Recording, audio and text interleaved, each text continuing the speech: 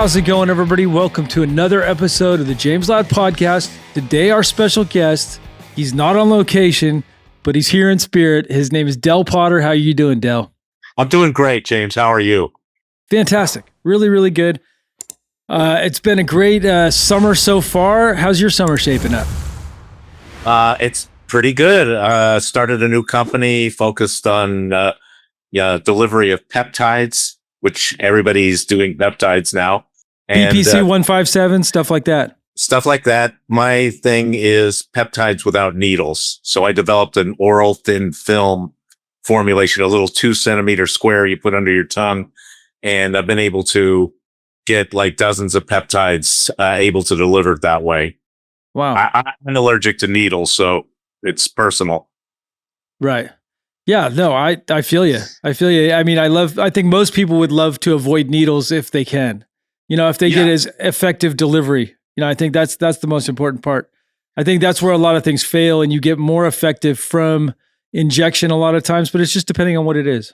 Yeah. So the bioavailability on these is about 80% of a subcutaneous injection.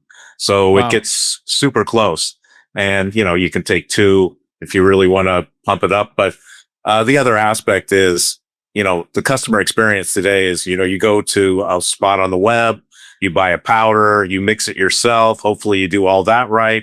Then you draw it up into a diabetic syringe and inject yourself.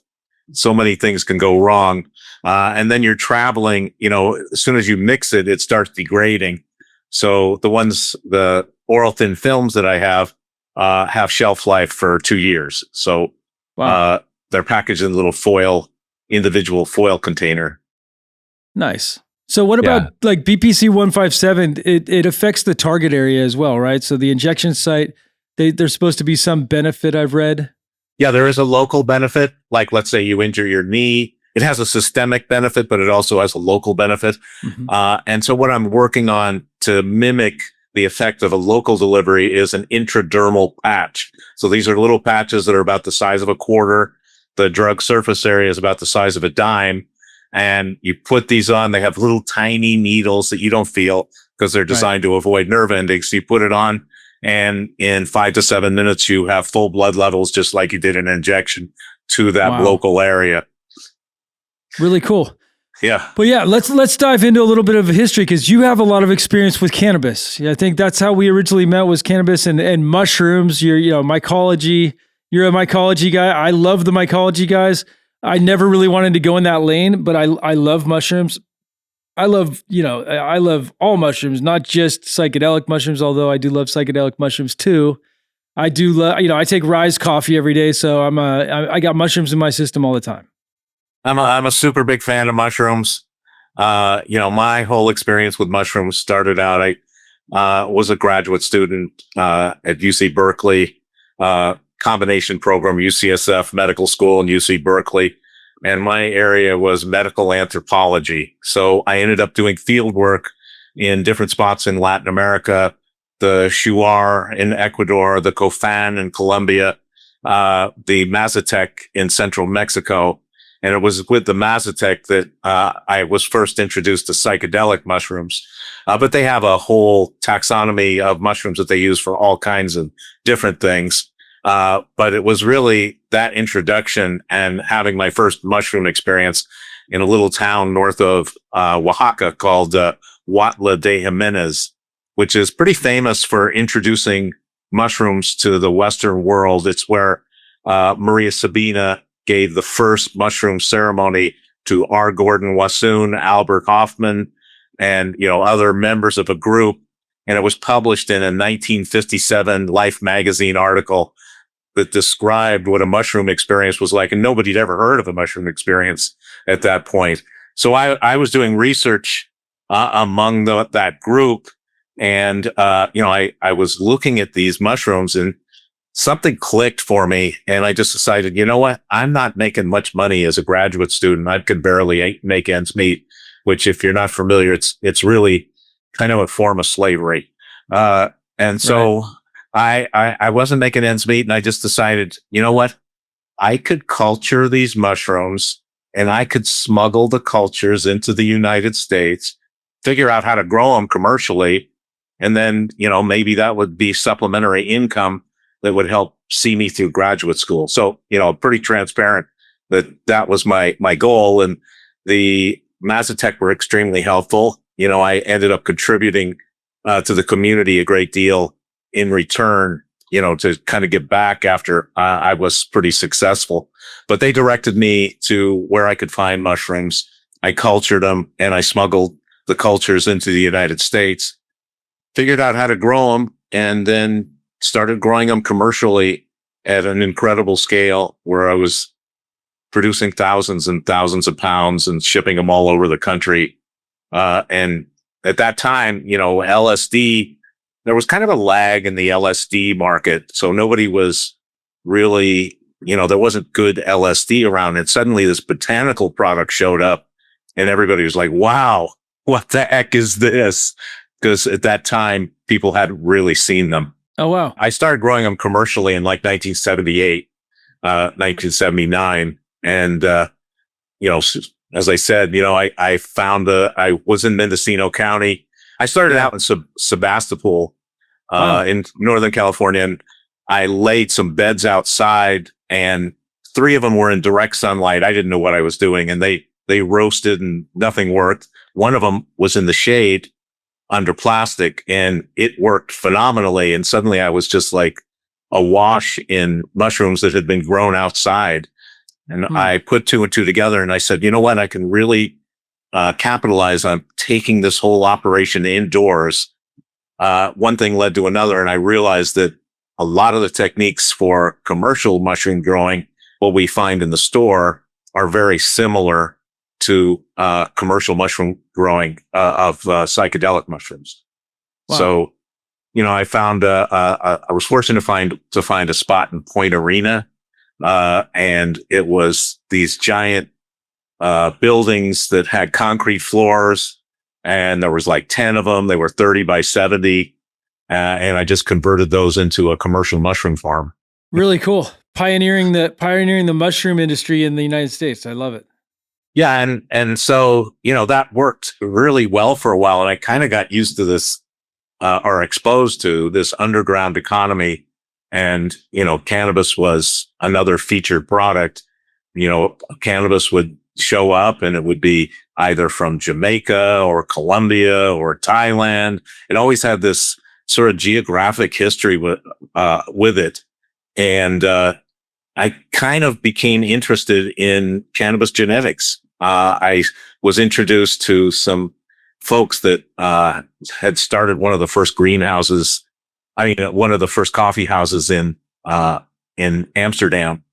And I also knew people in Mendocino and started working with cannabis genetics and ended up with like huge amounts of seeds that, I propagated and used people who were growing very large scale outside.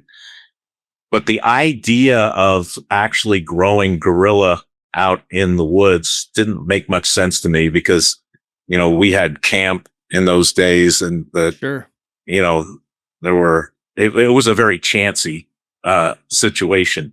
So, I don't know. One thing led to another. I knew through my mushroom associations of a friend who was importing cannabis across the border in El Paso. And he was shipping like 1,000 pounds or so, weekly to California, in pickup trucks. And, it wasn't very good quality. It was, stems and sticks and there was just really no quality control. And was so it like Mexican pressed bales pressed bales, every once in a while you'd see something that would sort of resemble what we have today. And that would be amazing. But generally speaking, it was pretty low quality. And so I had a couple of things came together for me through my mushroom experience. I had cannabis markets on both coasts. I knew somebody who would cash me for huge loads in New York, and I knew somebody who would cash me for huge loads in San Francisco in Marin County. So I brought that proposition to this friend of mine who was smuggling weed across the border in El Paso and said, hey, look, I've got these two markets, but I have another proposition. I've been working on these cannabis genetics. What if we take these really boutique strains based on skunk number one and haze varieties that, were really popular in Amsterdam at that time?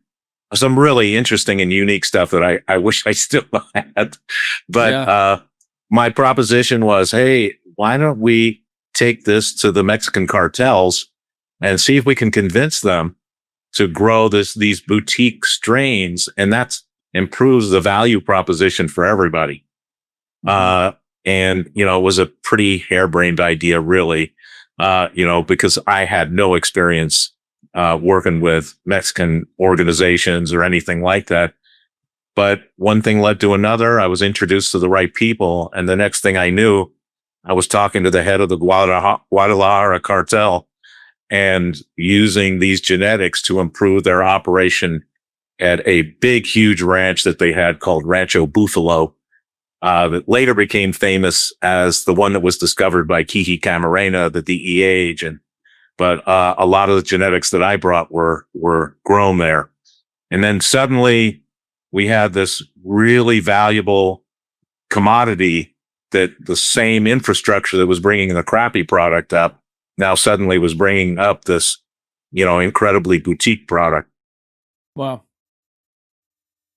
Now, they were still pressing it, but it was definitely a stronger, less seeded product, I would assume. Well, I first of all, this was at the time when the discovery was basically being made that, you separated males from females so that you could actually have, on non-seeded product. But, the real, I didn't just help with genetics. I advised them on all aspects of cultivation, including how to pack, how to do everything.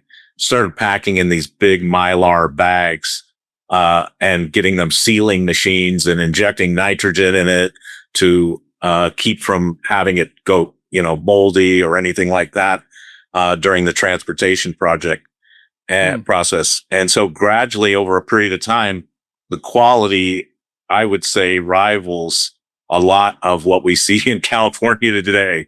I would put it on a great deal of it on a par. Interesting.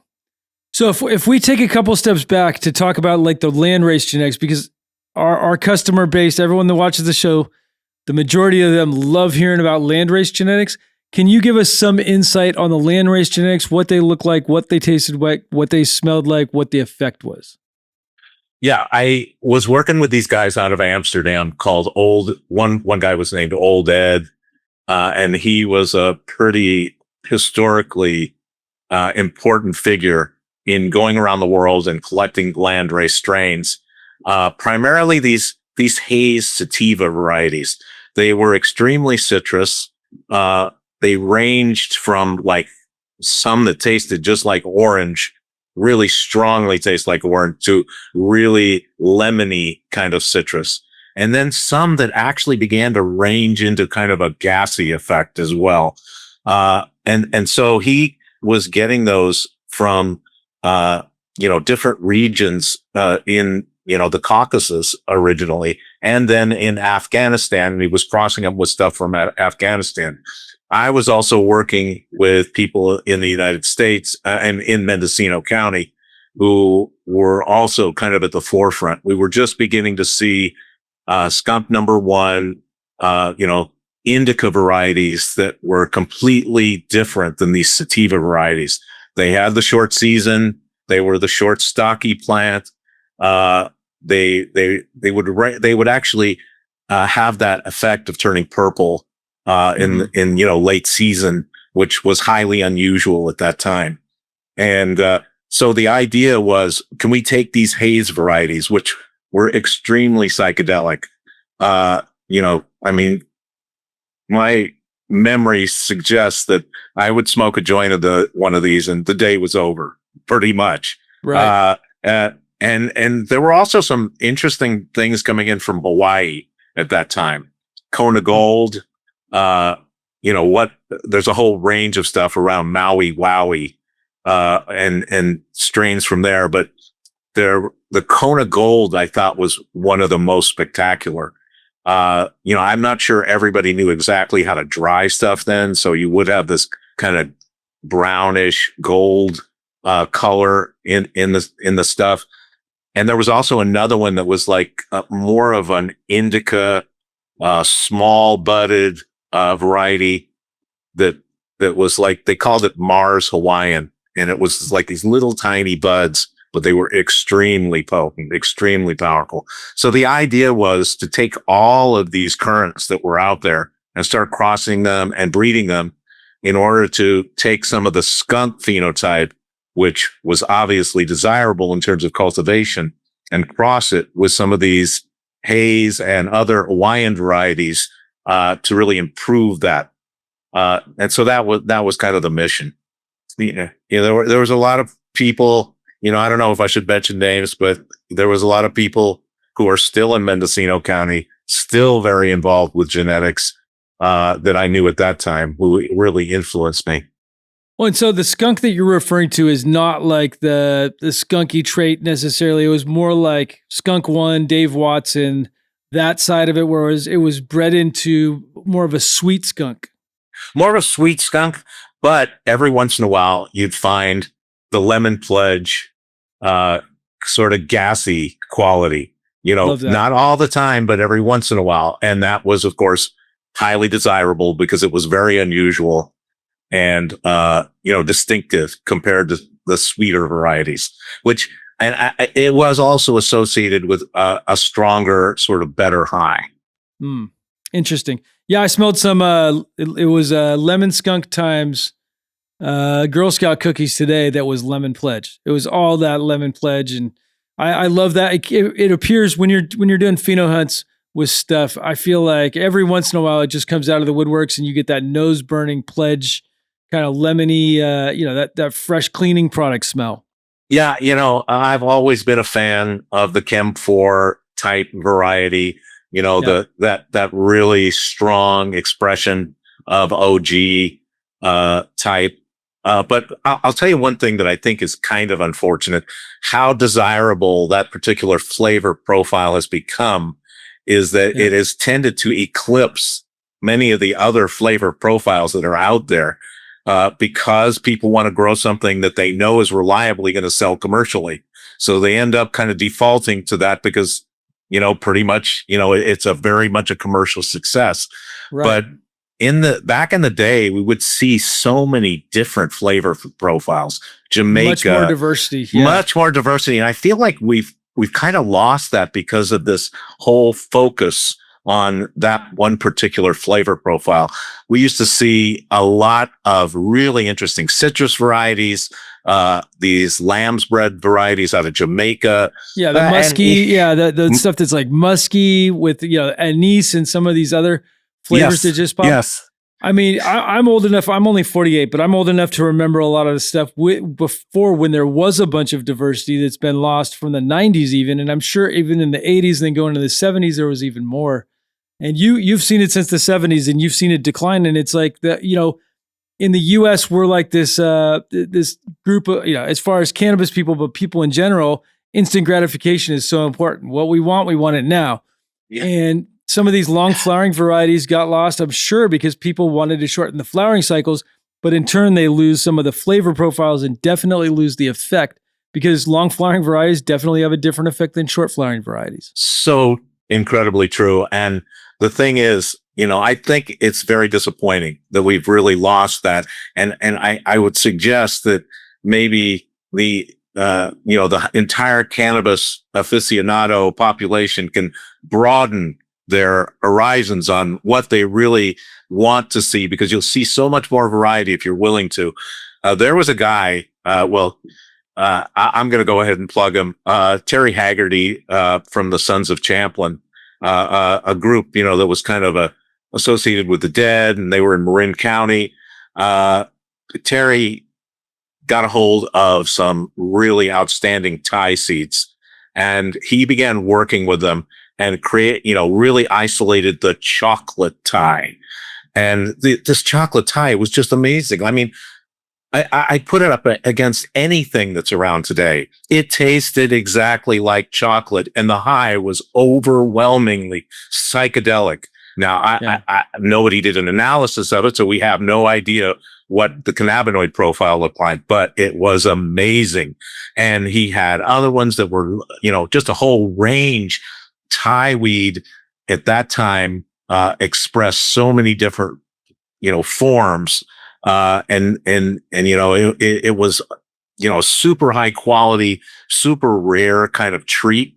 Mhm. I think that, but the thing was, it would take forever to finish. You never even knew when it was finished. And finally, you just give up and say, okay, it's done, Right. but it was 22 weeks equatorial. later. Yeah, it was equatorial in that sense and really adjusted to that equatorial life cycle. And, but still super valuable and super unusual in terms of the high and the flavors. Yeah, really cool. Yeah, it's funny with those long flowering varieties. It's like they go in and out of veg throughout the flower cycle. They stretch. And, that's just part of it. Bud Gilero, they've been on my podcast, Tony and Dave and Isaac. They have this company and, they're doing the Lord's work over there, growing like 14 to 22 week varieties. And it's just, this stuff is amazing. This stuff, and they're all different effects. You have some that are like heart palpitations where you have a 6-hour high. The other ones are just kind of uplifting where it gently lifts you up and there's no crash. It's pretty amazing, to think that if they don't have people like Tony and Dave, we might lose those things. So true, and that's a terrible disappointment. I just hope that people at some point realize that cannabis isn't just this one, range of flavor profile. It's like this whole varieties that we just tend not to see today. As you said, the things which, I started growing indoor when it first became an opportunity. Tom Alexander opened a store in Eugene called Full Moon Hydroponics, and it was associated with the magazine Sensimilla Tips, which was that underground magazine that began to show people how to grow indoors for the first time. Didn't happen through High Times. It happened through that magazine, which was really distributed underground. So I went there, and at that time, indoor lights were something you constructed yourself. You just like got all these components and just built them. And so I went up there and I got 20 lights, and I'm like, I'm going to start going big time with this. And, so you get these Thai varieties and you're just like, when is this thing going to be done?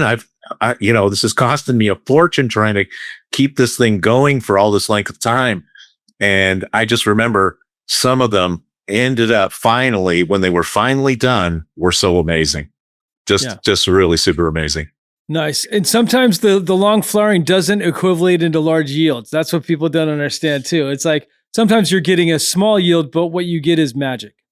Exactly. And so that's the range of cannabis. We've been so influenced by in that sort of indica expression that's what we've come to expect, and that's what we look for. And, that's kind of what drives the market, unfortunately. It's such a difficult business today that, it's hard for somebody to really pursue some of these really boutique-y strains. It's too bad we can't just create like a grant for people to keep doing it or something, Right. Well, and I think there's a lot to be said for guys that are taking some of these long flowering and landrace genetics, crossing them with new modern day, genetics to try to select some stuff that people, that they can attach themselves to, because people want what they want, unfortunately. And, I think one way we can, it's like I'm introducing some of the old school genetics like Blue Dream. It was old school, that's early 2000s, but like bringing that back to the market by crossing it with runs. Right. So, cool. Oh, that's cool. Chocolate and some of these other things. So there's different ways we can present these, old school things to the world in a new way. I think that there's just, there's just has to be a group of people that decide we're not going to settle for these short flying varieties, and we're going to do this, and we're going to figure out how to make it work. And it can be done on a boutique level. I don't know that it could be done at scale, not yet anyway. I don't think so. But that's It's just okay. not a commercial proposition. It's just, as you said, the yield is just not the same. It's a different kind of proposition. I also underrepresented, I think, are some African varieties. I'm telling you, 100%. some of those are amazing. They're psychedelic. Yeah, For they're sure. super psychedelic. I remember I was on an exchange student thing in Africa, and this was in South Africa.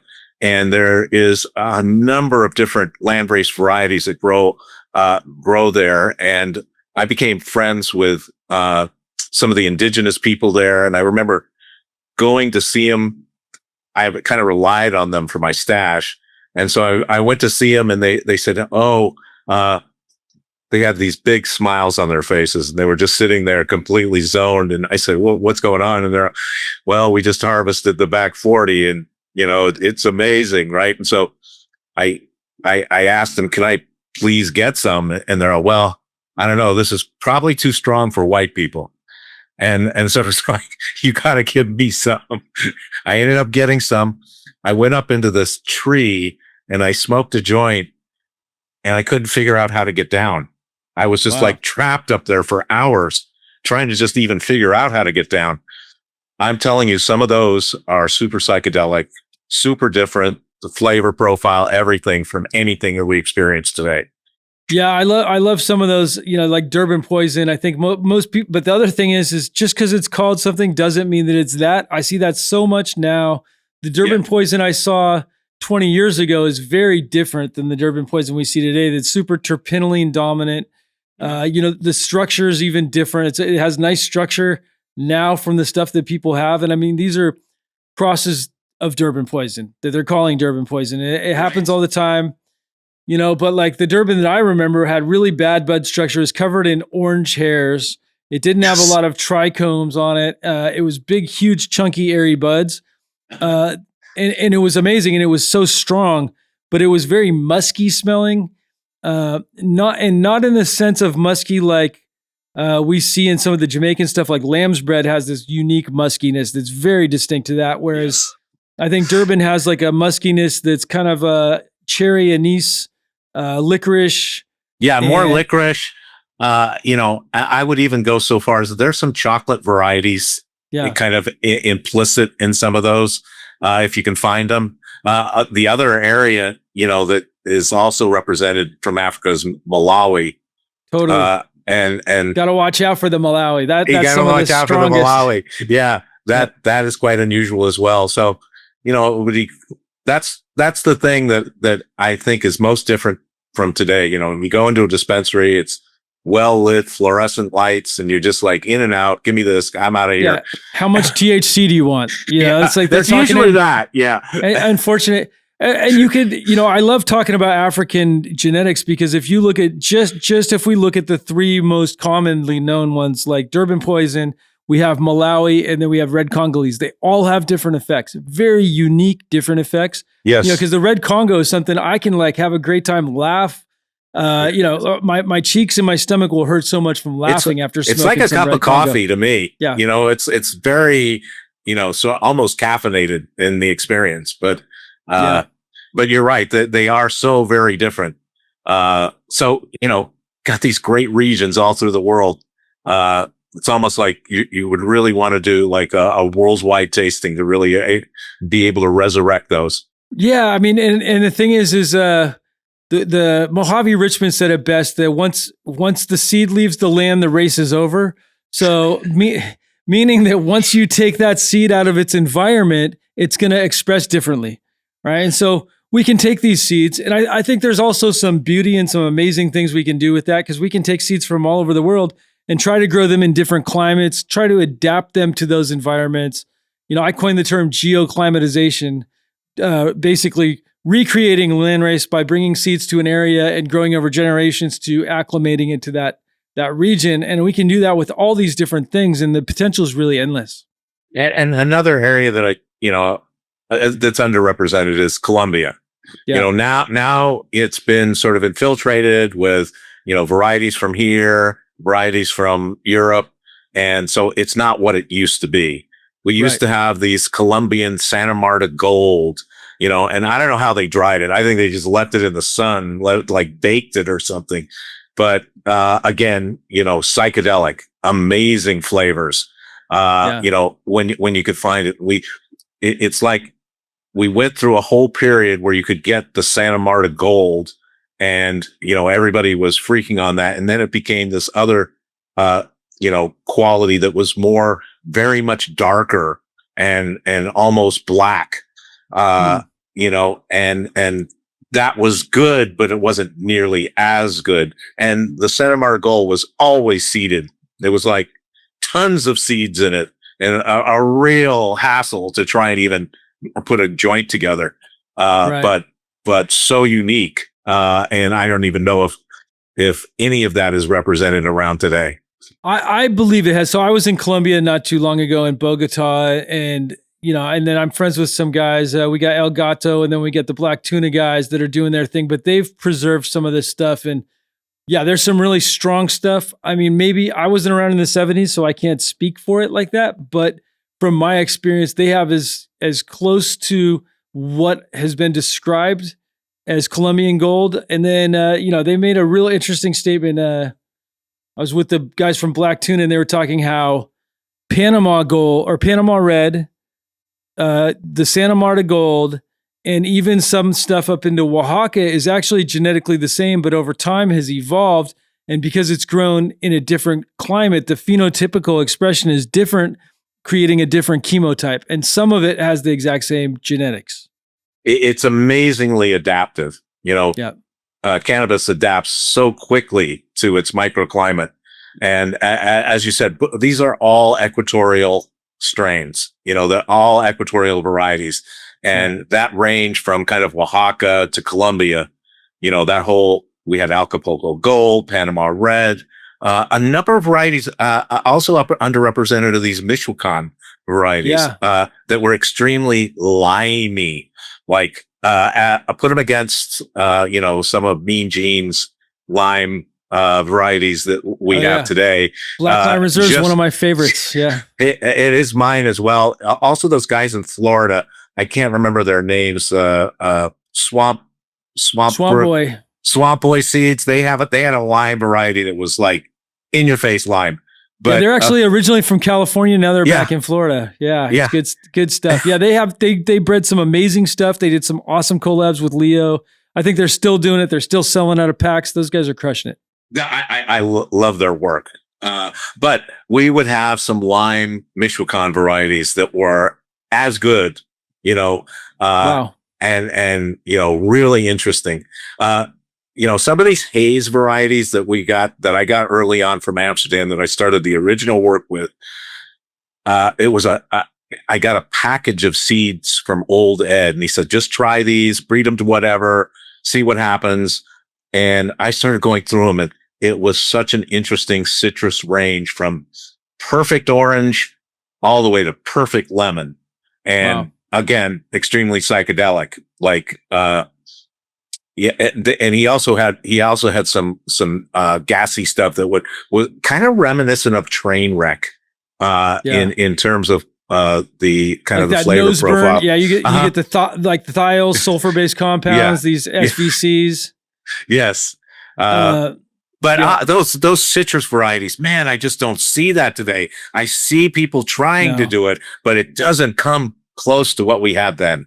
Well, the funny thing is I think a lot of this stuff still exists. And, it's funny. I cull a lot of stuff because I'm like, this isn't going to work. But I see a lot of stuff too that I think doesn't have a general appeal. Like, that's the beauty of orange, right? There's not just one type of orange. There's orange creamsicle. There's orange juice.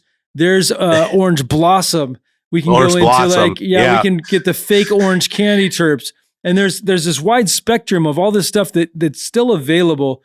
But it's like, trying to figure out what the market wants and what I love, because sometimes it's two different things. I create a lot of good stuff I think that people like, but I also do a lot of good stuff for myself. I do love the volatile sulfur compounds. Yes. That is always attractive. Well, you've really gotten me reminiscing about, what I miss. One of the things that I kind of want to talk about is the unfortunate way cannabis has been introduced into our culture, and that is framing it as it's just an intoxicant. It's, Right. just like alcohol, and the way we conceive of it and the way we look at it is just like alcohol. And it's not anything like alcohol. 100%. Or tobacco. Or tobacco. And it's like we only have certain reference points to be able to understand things, so, and that's the best we can do. But in other indigenous societies, it's used entirely differently. Right. Usually for its sort of pharmaceutical qualities, than for, its intoxicating qualities. Let's just put it that way. Right. So, I think that we will see in the future, some incredible pharmaceuticals come out of cannabis. One of the areas I worked in is sleep. And, we did this preclinical work with, an analog. It's the metabolite of CBN, 11-hydroxy-CBN, which is it ranges from about 5 to 7 times as strong as CBN. So it's much more of an agonist than regular CBN, and put together a formulation of that with, CBDP, which is like the super strong version of CBD, and gave it to some rats who were hooked up to electrodes to monitor their sleep cycle. And what we found was we could produce as much deep sleep bouts. That's what they divide sort of the sleep experience into early, like you start getting sleepy, and then you drift into like what they call stage 3 and then stage 4 sleep. Stage 4 is where the rapid eye movement takes place and we have dreams and all that. Really important metabolically for you to discharge all these compounds that have built up as toxins during the day. So we were able to produce as many deep sleep bouts as Ambien in the beginning. But the trouble with Ambien is in stage 4 sleep, it interferes with stage 4 sleep. So you wake up like you haven't even slept, really, and this cannabis preparation wouldn't interfere with stage 4 sleep. People would continue to dream. And I think it's because the CBN really works as kind of a partial agonist, not like THC, which can kind of wipe out stage 4. So this combination, I think, could replace Ambien. And the other thing about it was, it produced alpha and beta waves in the brain instead of gamma waves. The Ambien produces these gamma waves. So that's like disorganization. You wake up and you're behind the wheel of a car and you're just like, how did I get here? I have no idea. But the cannabis preparation wouldn't do that at all. You'd wake up and you'd be fully alert, just like, you're fine. Wow. So my big question is, how did you get the mice to smoke? Just kidding. We dosed the crap out of them. I had all sorts of different dose levels. You guys put it in an injection and inject the mice, or sublingual? Yep. Inject them. Oh man. You know how much trouble it is? I do a lot of stuff with sublingual delivery. You know how hard it is to get a sublingual into a rat's little mouth? It's not easy. I'll tell you that from here. I bet. Usually you prefer Yucatan mini pigs that have, easy to access sublingual area. So there's that. So you also, one of the things I really wanted you on the show for is to talk about mushrooms. I love that field and I love talking about the field. And I think that's another one where I feel like the boutique mushrooms are always smaller. They don't yield as much, but sometimes they have a better effect. They do.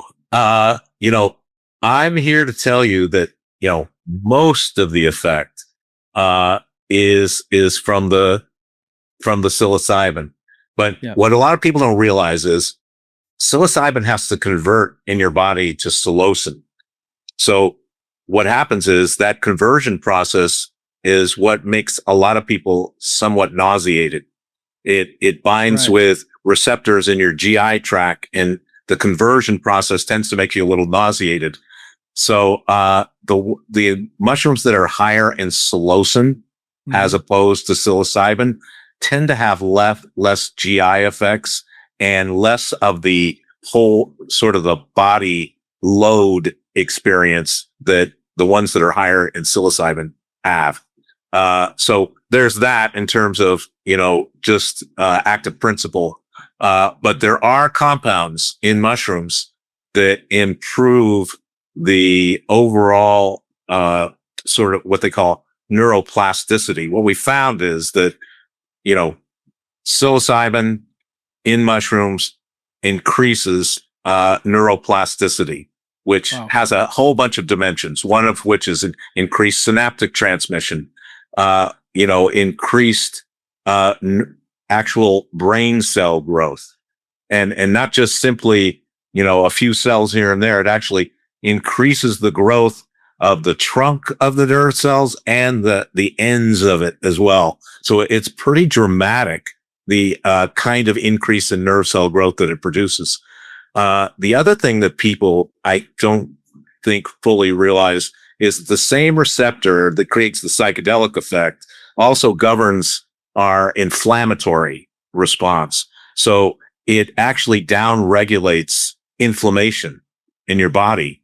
Wow. So it has a systemic effect. Not only is it improving the way you look at the world and sort of breaking down categories so that you see things in new ways, it also is down-regulating inflammation systemically in your whole body. One of the persons whose work I really admire is Gold Dolan out of Johns Hopkins, and she gave MDMA and some other psychedelics to octopi and found out that psychedelics open this critical window that we have when we're young. We're able to learn at a super rapid rate, but as we get older, that window kind of closes and we get kind of locked into the way we look at things. She found that it opens up that window, not just in the way you perceive things, but at the cellular level, so that your cells actually start operating as if they're more youthful than they would be normally, which I think is amazing kind of research. And so, turns out mushrooms are good for you. Turns out mushrooms are good for you. As far as let's talk about safety in mushrooms, because I think there's a lot of misinformation out there. How safe are mushrooms compared to the majority of other drugs? They're the most safe drugs there are, in terms of, adverse effects. That doesn't mean that, if you're predisposed to, psychosis, issues, psychosis, it's going to turn the volume up on whatever your issues are. So if you have like bipolar issues or elements of psychosis, it's going to raise the volume on those. But for most people who don't have that, I think the experience is super beneficial. I agree. I think there's tremendous benefit with mushrooms, with psychedelic mushrooms especially. I think one of the things is, pharma gets a hold of this and they want to figure out, the first thing they want to figure out is, how can we make this more or less a take-home medication? So you can do it unsupervised. We'll take the hallucinations out of it. We'll take that out and we'll just leave what we call the neuroplasticity, that nerve growth and that increased synaptic transmission. But really the most important part is, I'm here to say the most important part are the hallucinations. They represent what's taking place there is we have a central brain mechanism called the default mode network, that all of our perception is mediated through that structure. And it organizes communication to the rest of the brain.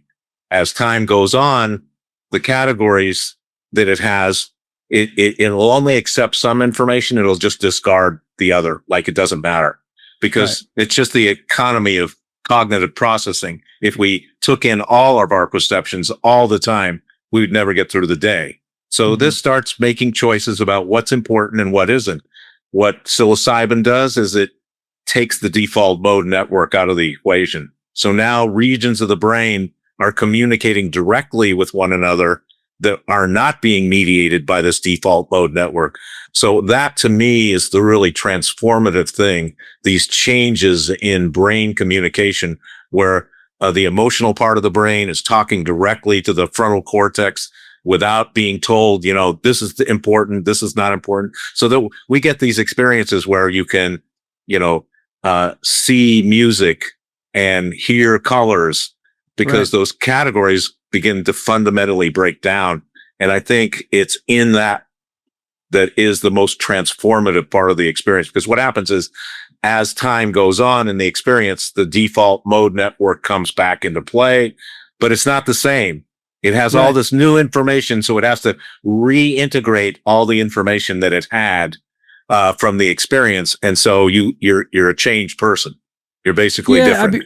One of the things I like the most about psychedelics is the removal of ego, right? And you can get to the point where you have full ego death, where you realize that you're one with everything else, and then there's all kinds of levels that are part of that where you can have a little bit of the removal, and that's good enough. That's great. And sometimes you don't need to go on some hero dose. You can do it with smaller amounts. But I feel like once you realize that you're not alone, that you're part of something so much bigger than yourself, that's one of the things that attracts me to psychedelics the most. And I feel like I need that knocked down every once in a while. Doing everything that I do, we get these lenses filtered, these filters put over our eyes over and over and over. And with these filters, that's how we see the world, because we all have our own unique lens. And sometimes we got to remove some of those filters to see the world how it really is. And that's what I love about psychedelics. I could not agree more. I think that's exactly sort of the core part of the experience. And, it reminds me of like my first experience was on LSD, a product made by Stanley Owsley of the Grateful Dead, family. He was a master chemist, and I actually got the chance to meet him and get some mentorship from him. But these were these little purple double domes. They were actually around 300 micrograms, so they were incredibly well dosed. And I remember there was a point in the experience where I saw that everybody was connected by these invisible threads, and it connected us all. And at the same time, and this is what's so cool about psychedelics, you can have two opposing ideas in your head at the same time, and it somehow makes sense. I'm completely unique, and yet I'm completely connected to everything 100%. Else in the universe. And 100%. And you feel it at such a fundamental level. I began to have like a difficult time, and I remember rising out of my body and connecting to this universal consciousness and just feeling like, wow, this is so comforting. I'll never be the same after this. And I never was the same. Yeah. I always knew that connection was there after that. Yeah, it's an amazing thing. Once you go there, you can never fully go back to where you were before. And it's in the best way. I think that, and there's a lot of people are scared of psychedelics, and I think it's okay to be scared. I think it's okay, to experience fear and really know where your boundaries are with that too, because, I think we all need a little bit of fear in us. We need to experience it so we really know where we stand in the world too. I think it's called respect. It's just like, you need to respect that this is not trivial. This is not just, some everyday thing. This is sacred in a way. And one of the things that happened during that first LSD experience is we were walking up into the mountain area, and we walked past this residence where I was like, well, I don't think this is working. Nothing seems to be happening. And then I looked over at this German Shepherd, and it turned into the Greek guardian Cerebrius that guarded the entrance to the underworld. And it had 3 heads, and it had like snakes coming out of its head. And it was like, and at some point I was just like, this is comical, but at the same time, it's super serious. And I was like, it's telling me that you're about to pass through a threshold that is really profound, but at the same time, it's humorous in a way. Right. It was like funny. And so that's what's the beauty of psychedelics, that it can be both funny and serious. Yeah. It's, I think it's something that everybody needs to experience to fully understand it. And I think, I think it's just part of being an adult and going through these things to understand. It puts death into perspective. There's so many things that it can change your perception on, because I think most of the time, a lot of the stuff we see from the time we're growing up is actually different than how it is in reality. I think parents don't want their kids to suffer. They want them to live a gentle, pain-free life. But in all reality, you want the opposite of that. You want to experience suffering. The more suffering to a degree, the more character you build. And then when it's really good, you can experience the good times and know what the bad times were like, so you can experience them and it feels even better. Yeah, I kind of, came of age in a time when drug trafficking and drug manufacturing was considered a high calling. Right. And it had an evangelical purpose, a messianic purpose. We're out there, we're going to make this stuff and we're going to spread it around. And that kind of motivated me in cannabis, but it also motivated me a lot in psychedelics. I ended up using my cartel connections to assemble enough precursor LSD chemicals to make enough for everyone in the world 4 times over, and then smuggled that across the border and started making really high quality LSD. I was really influenced by a guy named Alexander Shulgin. Absolutely. He was my neighbor. Sasha Shulgin was my neighbor. Yeah. He lived on the top of the hill in Lafayette above Landrace. If you go Geary Road up into Lafayette, if you see Shulgin Road, that's where he used to live. I was fortunate to be taken to his Friday night salons as a young graduate student. And there I met just like all these cool people. Well, Terrence McKenna, Ken Kesey, Allen Ginsberg, Alan Watts, all these cultural figures, but also psychiatrists and chemists, and the whole kind of undercurrent of the whole thing was, we're going to make these things and we're going to get them out to people. And it's a messianic purpose we're going to do here. And as a young graduate student, that really influenced me. I was like, yeah, that's what we should do, Yeah. I mean, in a sense, you're setting people free, right? I could see where that came into play. It's like, and wanting people to experience that same feeling that attracted you to it. And, that's where, I think some of the narrative is being lost with cannabis when we're talking about, the high THC levels really, and not really how it makes you feel and the effect of it. And as breeders, most of the breeders aren't breeding because this makes you feel a certain way. They're breeding for this flavor profile, this structure, this yield. And then the effect is non-existent, in conversation. And I feel like we need to go back to that. And I feel like podcasts are a great way to talk about it, at least. I 100% agree. Let's get that variety back in cannabis. Let's expand our palates, both mentally as well as, our taste palates, totally. And that's what cannabis is all about to me, Yeah. And the mushroom guys, same thing. Don't lose the diversity. Don't lose the boutique stuff. You got to keep that around. I feel like, you're doing the Lord's work if you're working with mushrooms. Good job, guys. The guys that are watching out there, it's, and they're paving a whole new lane. Yeah. As I'm always the scientific type. So I moved kind of away from cultivation and more into making what I think is like the ultimate expression of it in an extract.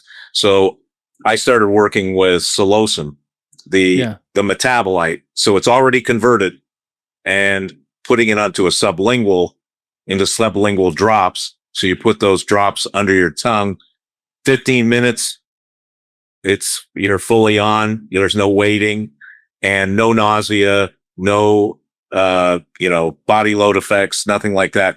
I'm all about, I believe in mushrooms. I also believe in extracts.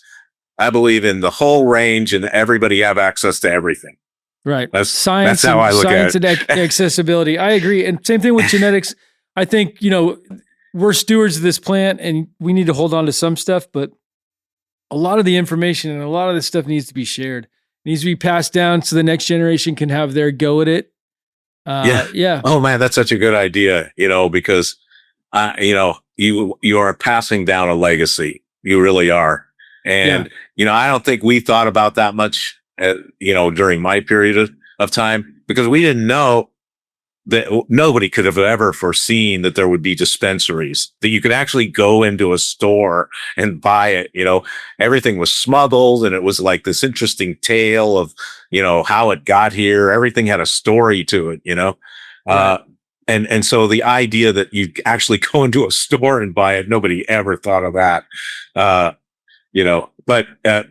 And so we didn't think, I think, enough about how important the legacy of what we were experiencing was. But I think we should. I think it's Yeah. really important to take the best of it and pass it down. And as you say, real open source about it. Let people have the opportunity to play with it, because I met people who kind of looked at it that way. You know, old Ed and other people from Amsterdam who just said, hey, here's these haze varieties. See what you can do with them. You know, here's this, here's that, you know, try it out. And I believe we've evolved along with cannabis for thousands of years. And I feel like this is going to evolve with us if we're around for thousands of years. And they're going to probably forget you and I had this conversation, you know, many years from now. But each person that touches the plant puts their thumbprint on it and their own special magic. And as time moves on, we get to the point like where we're at now with all these varieties. It's the most, diverse cultivated plant in existence. You know, there's more diversity with cannabis than any other cultivated variety of anything. Yeah, I like that Michael Pollan idea that, you know, we're not simply cultivating it, it's making use of us to propagate itself, you know, and there is a symbiosis taking place where, you know, it's more prevalent now than it's ever been in history, and more appreciated as well. So we have such a close relationship to it. And it's, you know, so interesting that it went through a period where, you know, it was just used kind of by small indigenous groups. And then it, you know, gradually grew out of that. And now it's just kind of exploded into some kind of renaissance. The one thing I will also say is I don't think, you know, I don't think this dispensary is the best way to exchange the product, because what you're doing there is you're just coming in, getting it and getting out as quickly as you can. So there's no chance to really absorb the history. It just shows up behind the counter, you grab it and you're leaving. I think lounges are really the more preferred way of engaging with the plant. So, you know, maybe you can watch a video about the sun glistening on the, you know, early morning sun rising on a patch and the dew glistening on the leaves, and really understand how that person's lifestyle and the way they looked at it influenced the product that they create. And I think it's real important to have that story be part of the product. And it may be the only thing that saves some of these boutique growers who are being eclipsed by, you know, operations like Glass House and, you know, all these giant mid operations. I mean, this is unfortunately, it's the thing we have to do with commercialization. If you look at tobacco, for instance, you know, they have one type of tobacco you go get in the grocery store. It's, you know, I guess each one of these brands probably has their own version, or at least Philip Morris for their brands, they have their own tobacco, and there's very little diversity. We're not talking about it, but there's not a lot of loose tobacco either. There is a small percentage, which is probably less than 5%. I don't know the exact, but how much loose tobacco is sold, you know, and we're heading in that direction. Unfortunately, we're not there yet, so we can still catch it before it happens. But, you know, it's like everything's going towards pre-rolls and carts. You know, these vaporizers and the pens. Yeah. I mean, people want convenience, right? Unfortunately, and they're in a hurry, you know? But yeah, we lost it with, if we talk about beef, you know, like you can get the story of the beef in the restaurant, but if you go to the grocery store, you're just getting the beef packaged up. You don't know what happened to that cow, or, you know, where, you know, exactly what breed it is. A lot of times it's a New York strip, you know, it's like, it's a filet mignon. We're not hearing the story, you know, that, and a lot of these things are dying arts. You don't hear about butchers anymore. And, you know, slowly but surely these things are going away. Guys, you know, I think there's still a boutique market for cheese. I love cheese. I love wine. And there's these boutique markets and there's high prices on these things. Cannabis, I hope, will follow in line more so with that side of the world than with tobacco. Yeah, I don't want to get too doctrinaire about it, but I kind of feel like that's what capitalism does. It takes the product and it shows up on your shelf. There's no history. The only way you can evaluate it is in terms of price and bang for the buck. That's it. And branding. Know? Yeah, the branding. Hitting you in the face with a brand, you know. And we got to break that apart. You know, that's not what cannabis is about. What cannabis is about is that boutique grower spending hours in, you know, close proximity to the plant, you know, doing his thing, creating a really beautiful product. We need that history as part of the experience, you know, and that's why I keep saying lounges, you know, have got to be the way, you know, you got to, you're weed sommelier coming and explaining to you, hey, try this, and this comes from here. We have that with wine. Weed is every bit as, complex and as important a product as wine. To me, it's more important. But To me, it's more I know what important. you mean. And it's all those things, though. I feel like we should know what we're putting in our bodies. We should know where it came from, who grew it. Like if you're fortunate enough to have people around you that can grow vegetables that you consume, that's freaking They're always amazing. better. They're always 100 times better, Yeah. than anything you could buy, at the supermarket. And I mean, the science is there. You look at the nutrition, it's so much more nutritious typically to grow your own than it is to buy commodity vegetables and fruits. so, we want to see a return to, more varieties and more opportunity for the boutique grower to tell their story and to, get up close and personal with your weed and not just be a wham bam, come into the dispensary, get your product and leave. I just think, we got to fight that kind of distribution and look for other types of distribution. Yeah. And so I guess I would love to touch on your book because you've written a book. I've skimmed through the book and got, it's a big book. I've written a big book too, but that's a pretty big book. Just, your life story in there. Yeah, it is, pretty extensive. What, I had some unique opportunities that I don't, you make different decisions when you're, 20 and 30 than you make perhaps that I would make now. But, Right. like I said, I decided at some point I'm going to start working with the Mexican cartels. And I should say that the cartels aren't the bloody expression that they are today. It was more, a system of honor.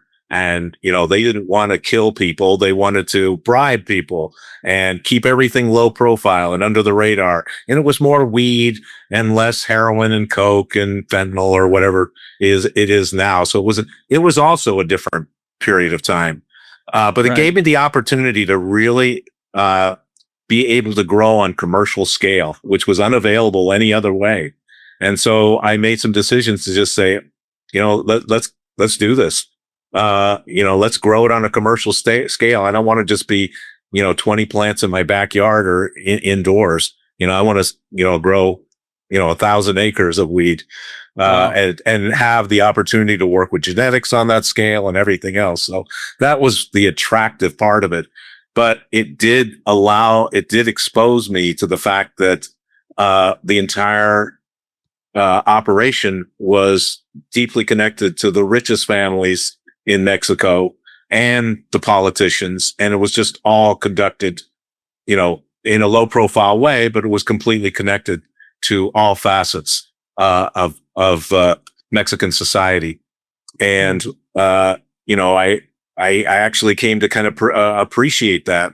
I ended up going to parties with, Miguel Felix Gallardo, who was head of the Guadalajara cartel, and Rafael Caro Quintero, who was the guy who invented Sinsemilla. He figured out, let's separate the male plants from the female plants, and a tremendous innovation. He was very much focused on genetics, at a very early point. But, they would throw a party and the biggest politicians in Mexico would show up. The Minister of Defense, the Minister of Agriculture, and they would rub shoulders with those very same people. And so I was exposed to all that. It was, a fairly colorful story from that perspective. But I led a pretty unrepentant life in the sense of, I don't think these things should be illegal. And I don't think that the framework of legality does justice to them. And, I've always acted that way. So, for better or worse, that's how I behaved. And, that's led me into some very strange situations that I never would have predicted. Right. Well, it makes for a great story and a good book. It is, because it, ranges from everything I've done in terms of, cultivation of mushrooms and what I did in terms of, distributing those throughout the country, and then, having the experience with growing with the Mexican cartels, to using them to get precursor chemicals for LSD, and working with that. And I'm not going to tell you everything that happens, but there are some twists and turns. And it reads like more or less, a kind of exciting, almost true crime kind of novel in that sense. I ended up, working with the government, and under the circumstances of, I was, they discovered my huge cache of LSD chemicals, and they gave me a choice. They said, look, we know that a psychopathic killer who's going crazy on the border, murdering people. We want you to help us catch him, or you can go to prison for 50 years. So I kind of reconciled with the fact that, I could take this guy off the table. He was really crazy, and, was murdering like hundreds of people. And I ended up saying, hey, making a deal with the government. Yeah, I'll help you do that. And all of this was buried as deeply as it could possibly be buried. And I was exposed to the fact that the government does whatever it wants behind the scenes. It was working with the Contras at that time. They were running guns to the Nicaraguan Contras at that time. They were, importing drugs on the same pipelines just to keep everything intact. So it runs into all of that stuff too.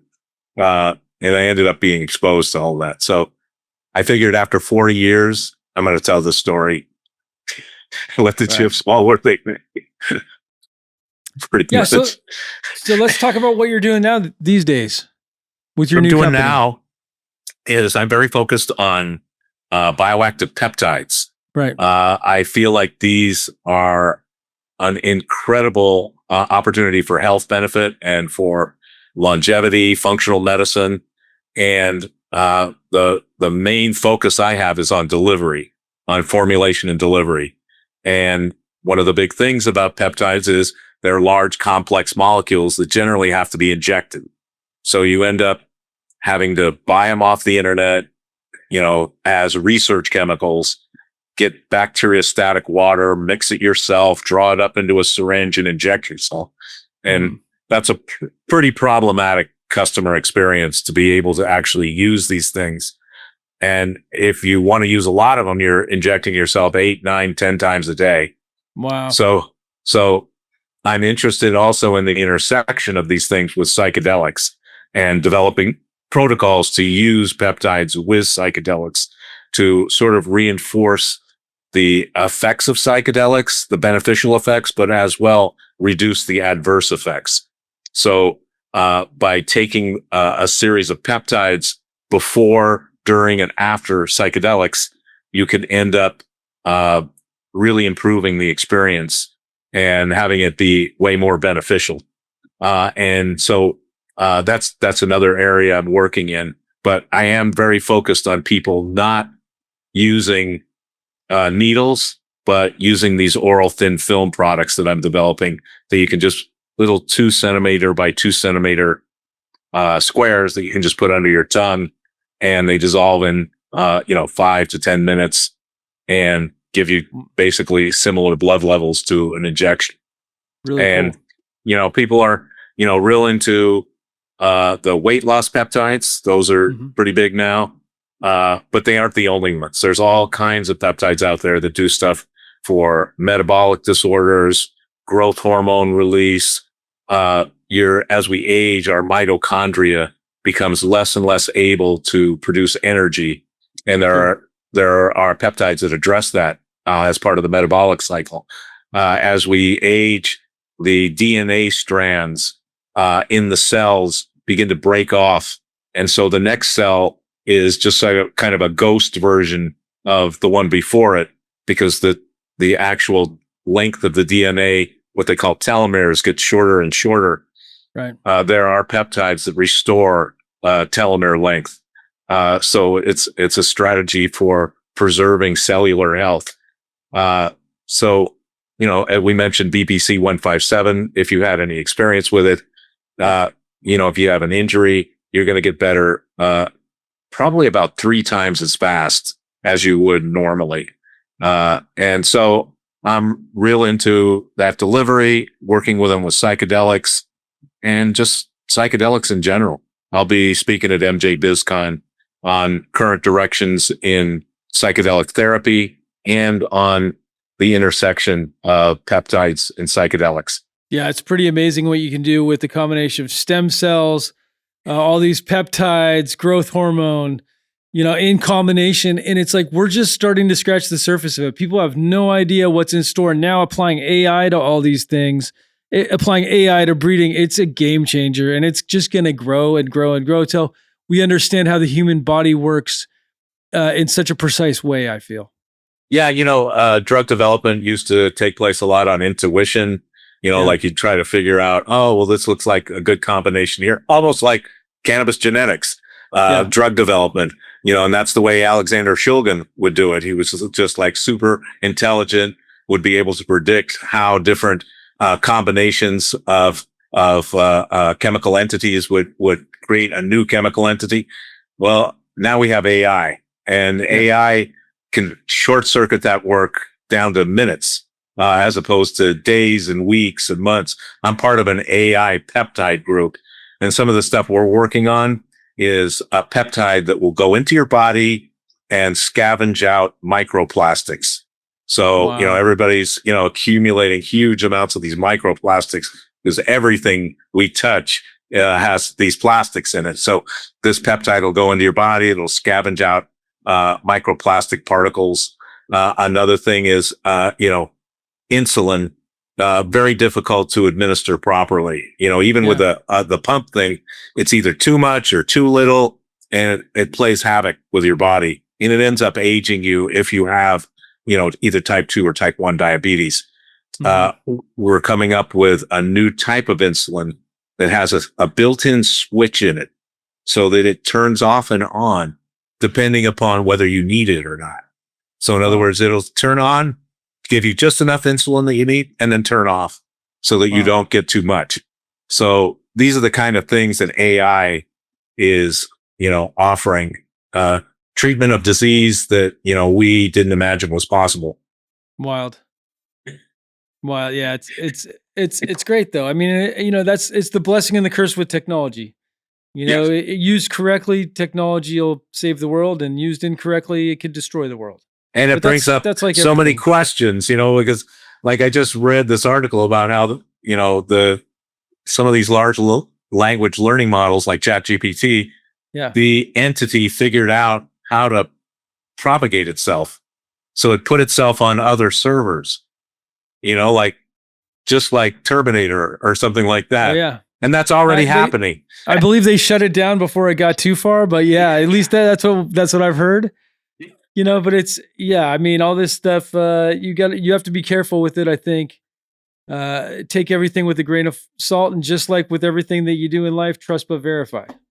Trust but verify. But I think we're just like right on the edge of new solutions, some of which will, put us in new difficult situations, new ethical decisions to make. Is this thing alive? Is it, how do we treat it? All of those kinds of things, I think we're just on the verge of, but we're also on the verge of really being able to cure all kinds of stuff, with it. So, I'm excited about that.